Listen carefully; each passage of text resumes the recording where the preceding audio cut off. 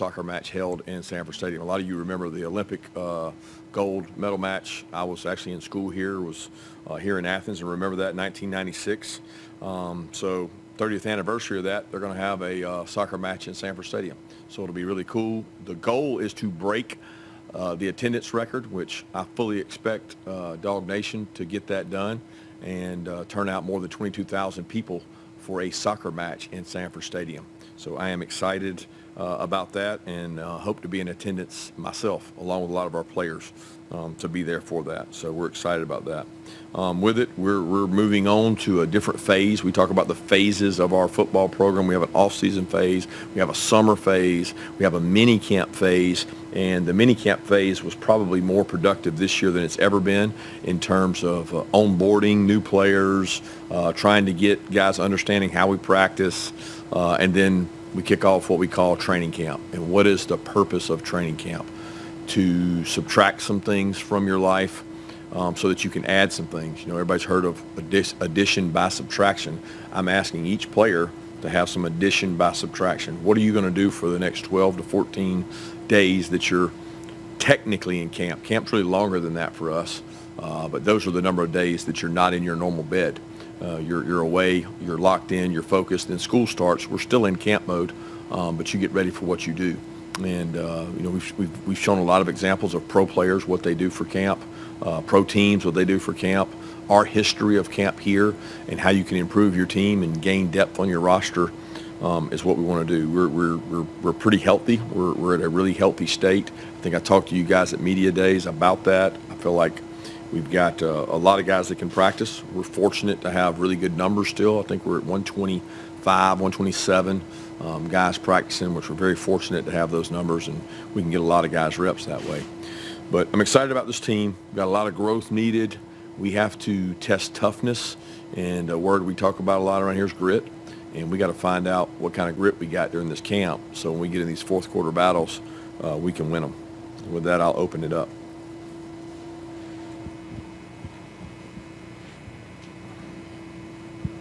Kirby, before you get into the team stuff, I wanted to ask you about a schedule question. I saw where and a lot of people always talk about playoffs and winning national championships, and I saw where Indiana's coach was talking about why make it hard on yourself with this non-conference schedule.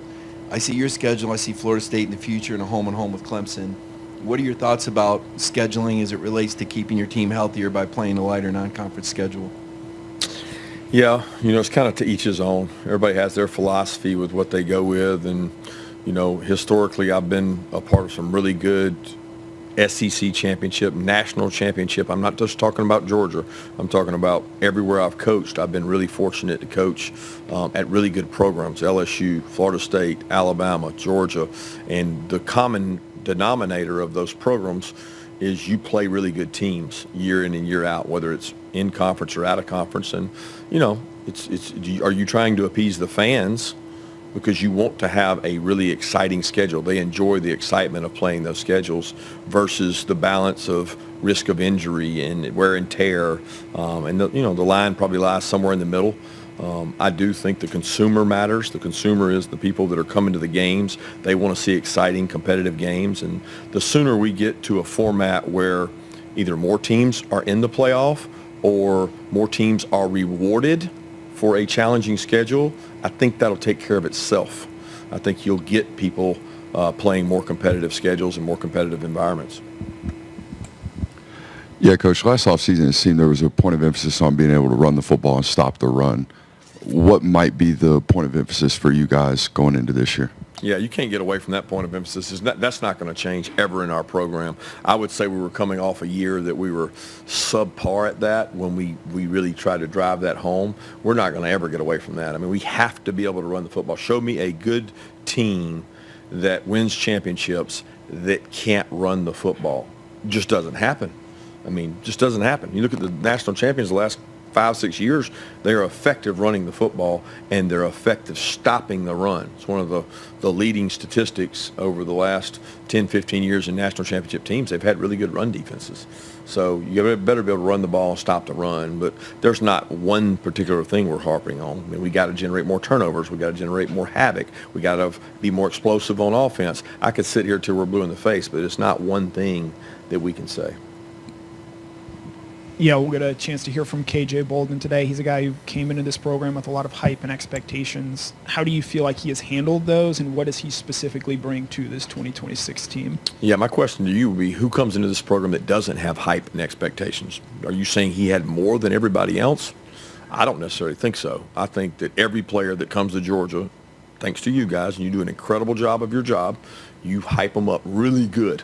So they have huge expectations on them, including KJ. And KJ has probably managed those better than many players because he grew up and played in competitive environments in youth football, extremely competitive environments in middle school all the way up to Buford. He's played some of the highest level football he's been around, so it was never too much for him.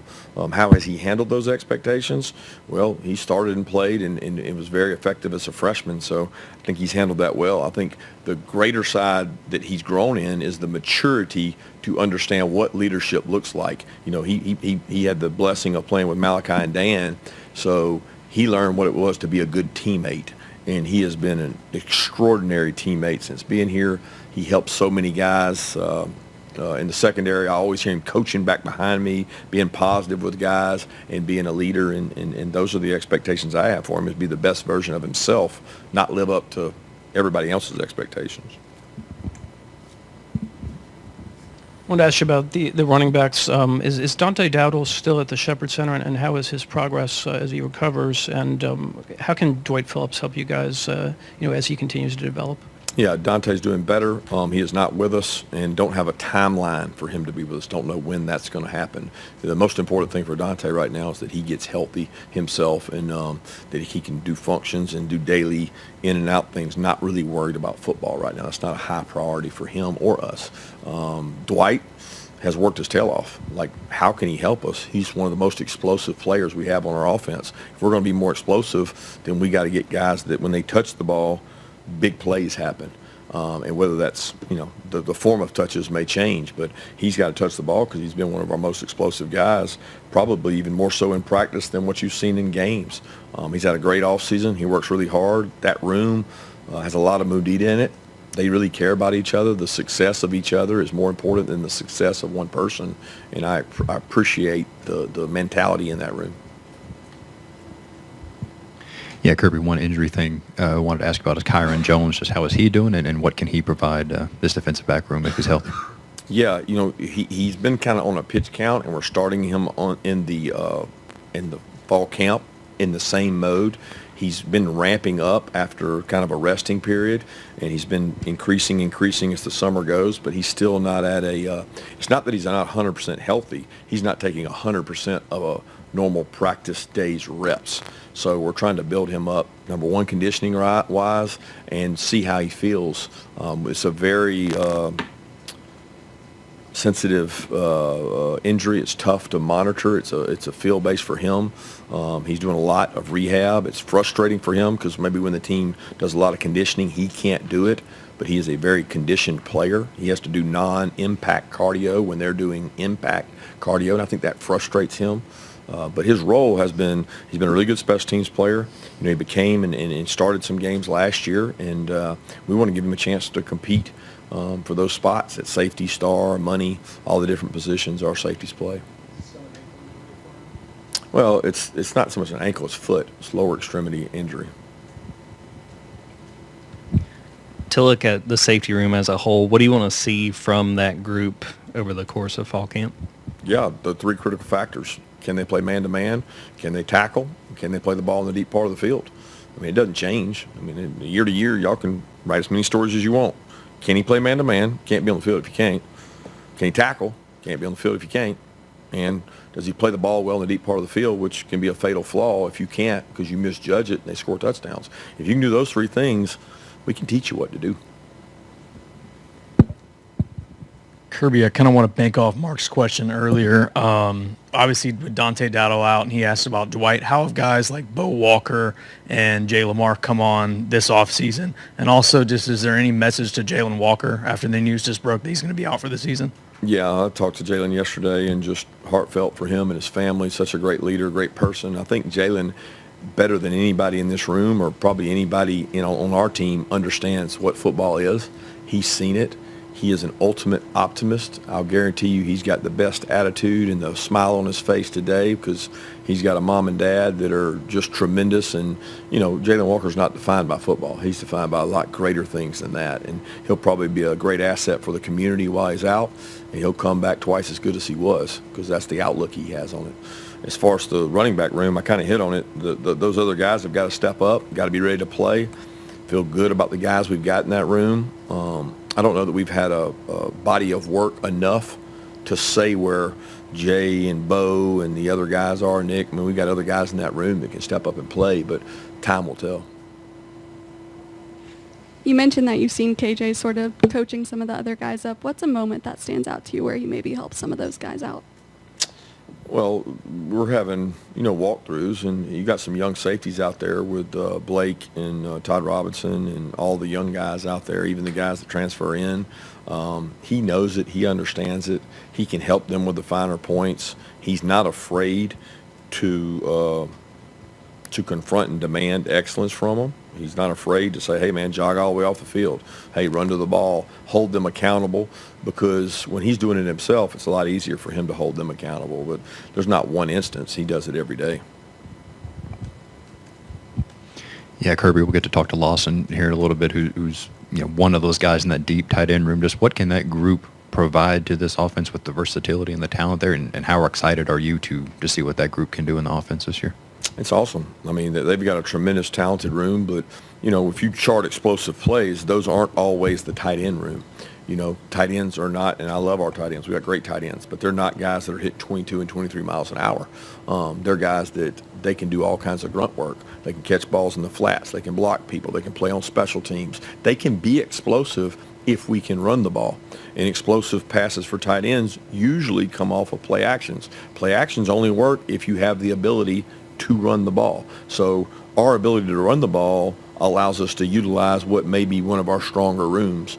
But at the end of the day, there has to be buy-in from those rooms, and there has to be a culture and belief that I'm 230 pounds. My advantage is I can bully people on the perimeter. And if they use that wisely, it makes our skill players, receivers and running backs, even better. But it is a talented room, and it's an extremely competitive room. Kind of piggybacking off that, I guess Jaden Riddell is probably one of the most explosive athletes in that room. You had a lot of really good things to say about him after the G-Day game. How's the summer gone for him, and has he been able to kind of keep that momentum that he built this spring going through the summer? Yeah, I talked about him after spring because I thought he had an incredible spring, and he's had a great workout. We had strength coaches get up yesterday in front of the team. They've spent more time with our team than anyone on our staff has over the last, let's call it 4 months. I don't know, end of April, May, June, July. They spent more time with our team than anyone. And he was one of 4 players singled out by them for work ethic, intensity, PFE, buying in. But it's not really in words with him. He's not a man of a lot of words, and that's not what PFE is. People think passion, fire, energy is words. It's really holding yourself accountable to work at the standard or above the standard of what the team is. And they acknowledged him as one of the guys who's done that. There's always an old cliche of players make their biggest jump from year 1 to year 2. Is that still true with players who are coming in now from high school? And is there a position where that maybe typically shows up more? No, I think it's more of an opportunity-based, because Jaden Riddell was not year 1 to year 2. He made a tremendous jump 2 to 3. But a lot of that's opportunity, confidence, size, speed, lifting, 2 years in a weight program. A kid that comes from Buford might not take them 2 years, or a kid that comes from one of these elite programs that has food and nutrition and weights, and they're like a college program, Zakai. You don't look at guys like that need that long, whereas other guys do. And to each their own. So I can't define for you year 1 to year 2 is the greatest jump. Year 2 to year 3, the opportunity is the greatest jump. Coach, with the new 5-year rule that's in place right now, is that an area? I guess first of all, what's your thoughts on that, and also is that an area where y'all might could possibly take advantage of, in the future, with maybe some players coming back? I'm not following your question. Are you asking about the 5-for-5? And moving forward, or are we talking about backwards? Okay, so you're not asking backwards, because you just said something about players coming back. You're not talking about that. Like you've seen some schools that are talking about transferring from this 5-year rule.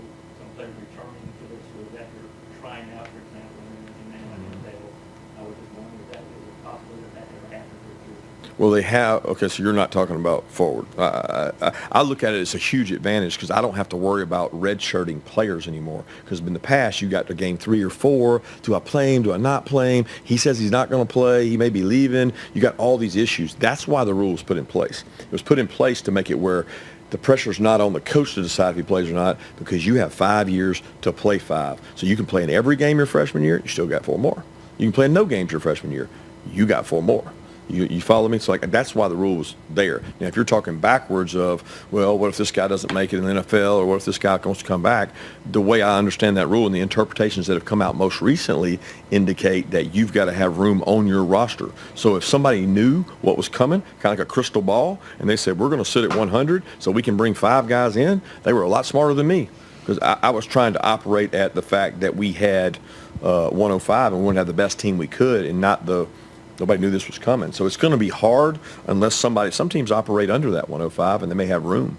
But as I understand it, they got to return to the school that they were at unless they were in the portal, which is going to limit that rule a little bit. In Tampa, you talked about kind of each coach having to decide what they want to major in their own program. When you look at this team, your staff retention, kind of what are some areas this summer that you were able to dive into that maybe are unique for this season? I'm not following the question there. You got to help me out. So are we talking about what our focus is, like with the position coaches, or You like, talked about every head coach has to decide what they want to major in, whether that's NIL over here or diving into football. And that when you retain your staff, you got to challenge yourselves to evolve. Kind of what I'm asking, if the staff retention has allowed you to major in anything different this offseason than you have. yeah, when I say major, that's like 20%. You're not, you can't put 70% in this and 30% in this and think you're going to be effective in all 5 of those buckets. So it's definitely a balancing act of what you put your time and energy into. I think you can base that on the strength of your staff. So if you have a really strong defense or a really strong defense coordinator and a staff that's been there, you might spend more time with your offense.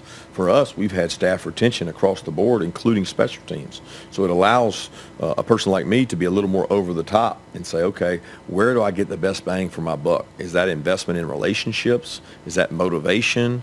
Is that, what are the areas you can do that in? And I'm evolving every year in that. It's not like I can say, well, this summer, this is what we focused on. I mean, we focused on developing players here, and that doesn't change. It doesn't. We teach football here at a high level, and we want our football players to have incredible football intelligence. And that's not ability. That's in between your ears, and that's what we major in. One more question. I guess this will be 2 questions. One, just clarifying off of Dash's question, are you guys at the 105 limit? And then we'll get a chance to hear from Chris Cole today. What do you want to see from him during this fall camp? Yeah, we're always at or around the 105 limit. That technically could be changing all the time. It's not like a defined target in time that we're at this or this. We're always open to bringing on a new player if we have room, and if we don't have room, then we can't do that, and we're stuck at it. In terms of Chris Cole, excited about what Chris Cole can do. Look, Chris Cole, there's not a higher character player on our team than Chris Cole. This guy is the hardest worker. He hits the highest speeds. He plays with the most energy and enthusiasm. There's not a day that we don't show a clip in the team meeting of a guy that's chasing down a ball and running down a ball. He never saves up. He's the consummate, I'm going to lay it all on the line the first 10 plays, and if I fade out during practice and cramp up and have to get an IV, I do it. He doesn't save up anything. So he embodies what we want in terms of effort, toughness, comes from a great family, and just, I think he's had one of the best off seasons, so I'm excited to see him go out and compete and play for our team. Thanks, Coach.